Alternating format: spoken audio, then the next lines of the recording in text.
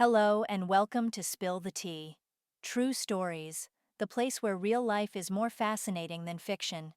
Sit back, pour yourself a cup of tea, and let's dive into the moments that stay with us forever. We're starting now.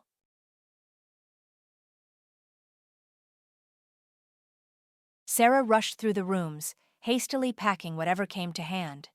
Her breathing was ragged, her nerves frayed.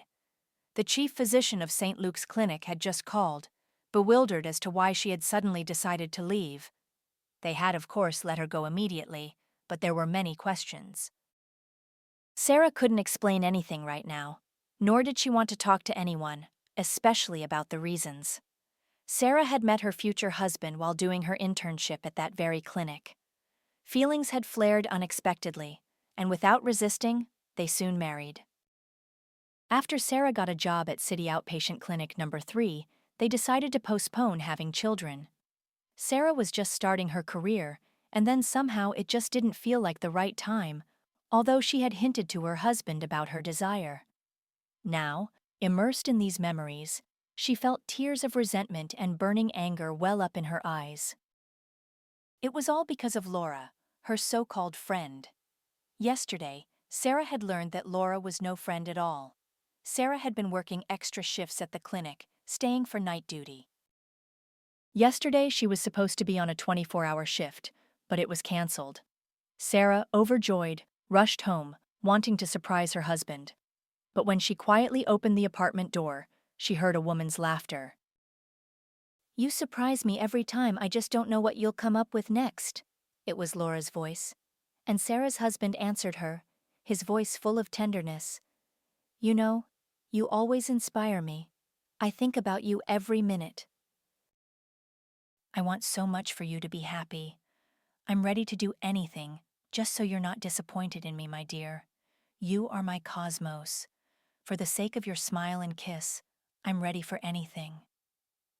Sarah slowly backed away towards the front door. She had heard enough to understand what was happening. The sound of kissing came from the room, and Sarah didn't want to see that scene. She quietly left the apartment, leaving the door unlocked. Sarah spent the night at the clinic, not closing her eyes, and now she had only returned home to pack her things. She had decided to disappear, and during the night, she had figured out exactly where to go.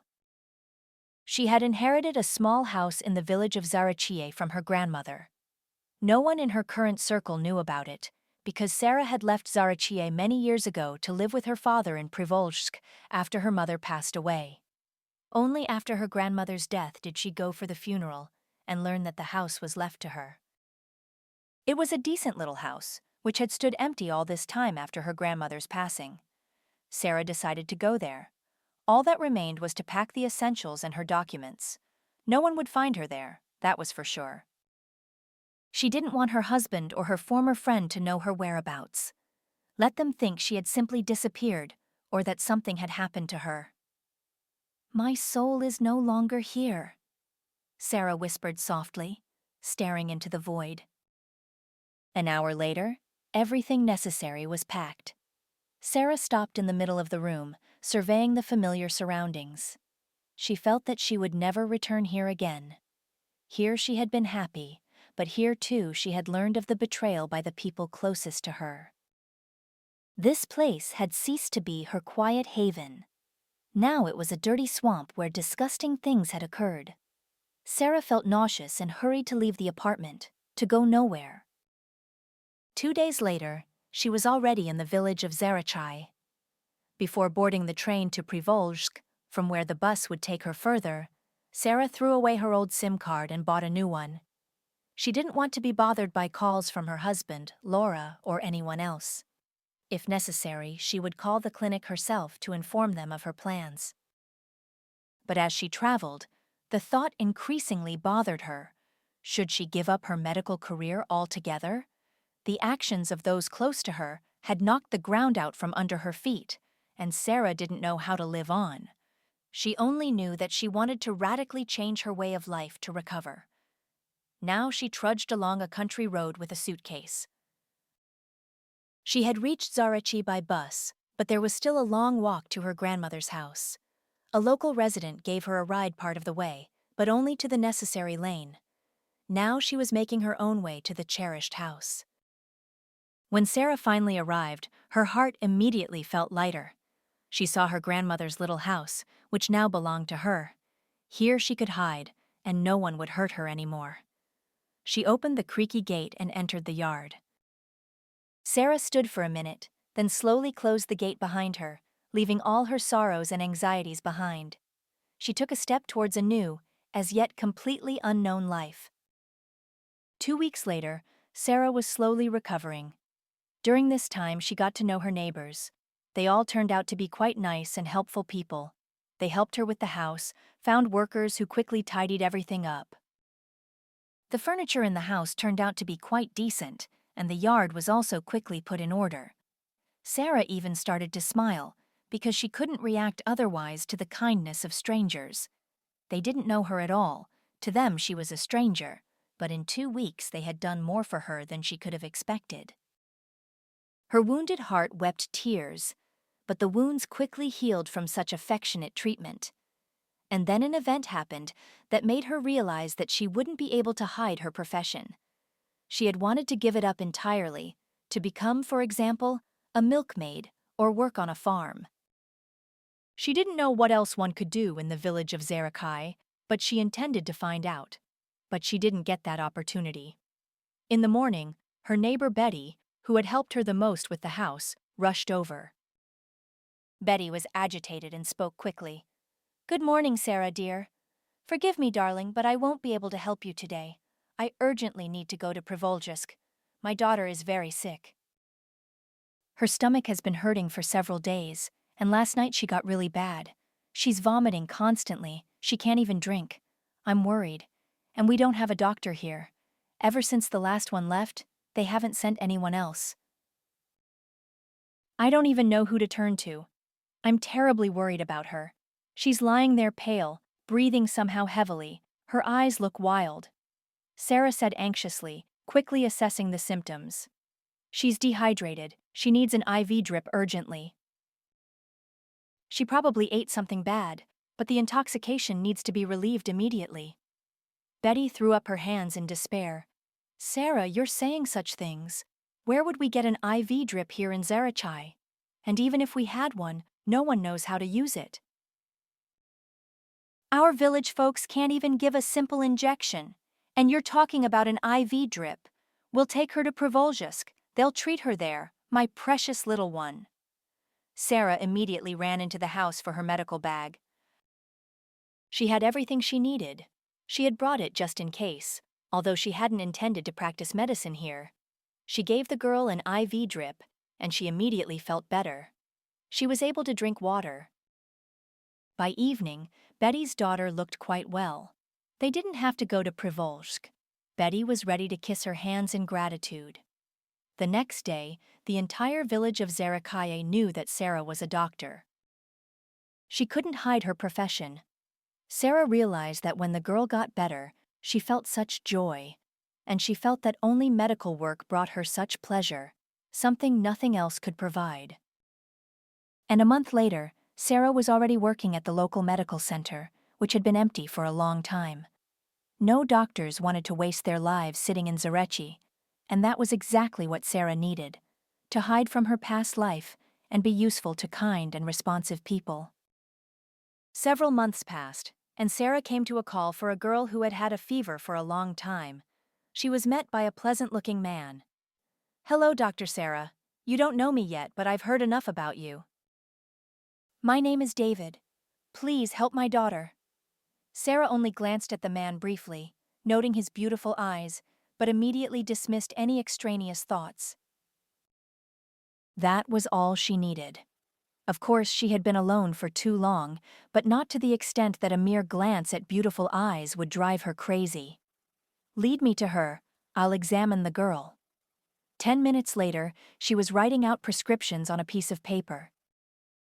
"She has bad wheezing. I'll write down the name of the medicine for you now. You'll need to go to Privolzhsk to buy it, and a couple of other medicines. And perhaps you could call your wife? I'll tell her how to treat the little one. I have a couple of secrets I'll share. The girl will get better quickly." Silence hung in the air, and Sarah looked at the man with confusion. He was looking at her, frowning. After a minute, he said, "I don't have a wife. I'm raising Katie myself, my wife, during childbirth." He fell silent, swallowing a lump in his throat. Sarah immediately looked at the fair-haired angel lying in bed. Her blue eyes looked at Sarah so trustingly. Sarah felt her heart clench in her chest. How unfair life was. She had asked her husband for a child, but he didn't want one, probably because he was having an affair with Laura. And Sarah had dreamed of a child so much. And here before her lay a girl who had never experienced a mother's affection. And it was so painful to encounter such injustice in life. Sarah looked at David again, and she felt an unfamiliar feeling appear in her heart. Perhaps sympathy, perhaps anxiety, perhaps an understanding of his pain. And she almost drowned in his eyes, which were looking at her so intently. "You know, I'll come every day then. I'll do everything necessary myself, you just buy the medicine, and I'll make sure Katie is back on her feet quickly." "Yes, Princess?" Sarah stroked the girl's head, and she smiled at her affectionately. David also smiled, and Sarah noticed how much father and daughter resembled each other. "I don't know how to thank you." "How about I come pick you up every evening so you don't have to walk here yourself?" the man suggested. Sarah wanted to refuse such kindness, but immediately changed her mind. She hadn't talked to a man in so long. And this David was so pleasant, polite, and his daughter was such a sweetheart. What bad could happen if he came to pick her up? She would ask him about the girl. She just wanted to talk to someone other than patients and neighbors. "Okay, I'll give you the address then, where I know where you live," David interrupted her and then fell silent. Sarah looked at him and saw something in his eyes that confused her. A handsome man. But she had already had one like that in her life, who had trampled her heart. She already regretted agreeing to let him pick her up, but there was no turning back. She herself had suggested it. Time passed. Sarah sat on a bench in front of the house and drank fragrant tea. Strong male arms wrapped around her from behind, followed by a gentle kiss on the cheek. Sarah closed her eyes and smiled. "My love, do you have the day off today? You are mine and only mine," David whispered in her ear. Sarah didn't have time to answer before Katie jumped off the steps with a squeal. David sighed, smiling. More precisely, not mine, but ours. Sarah smiled, remembering the events of the past year. It had been the most wonderful time, because she had met true love. David had melted her heart, and it turned out he had seen her long before she saw him, and had fallen in love at first sight. His daughter's illness had brought them together. And it had also been a difficult time, because she had to face her past life. For the sake of David and Katie, she wanted to put a definitive end to her past relationships and went to Privojsk, where she had left her husband and former friend. It turned out they hadn't really looked for her. They were already living together, and signing all the documents was just a formality that needed to be observed. Everything was done quickly. While Sarah was taking care of her affairs, Laura wanted to talk to her, but Sarah didn't say a word to her. And her ex-husband didn't even try to justify himself, only saying that life is unpredictable. That was the last time Sarah saw them. Now nothing connected her to her past life anymore. She could fully dedicate herself to the man she loved, whom she had met thanks to her grandmother's little house in the village of Zareshai. She sighed, releasing the remnants of unpleasant memories. She stroked David's hand. "We still have so much time that I might even get on your nerves. You are my life." "I love you, and you'll never get on my nerves," David said, holding her tightly in his embrace.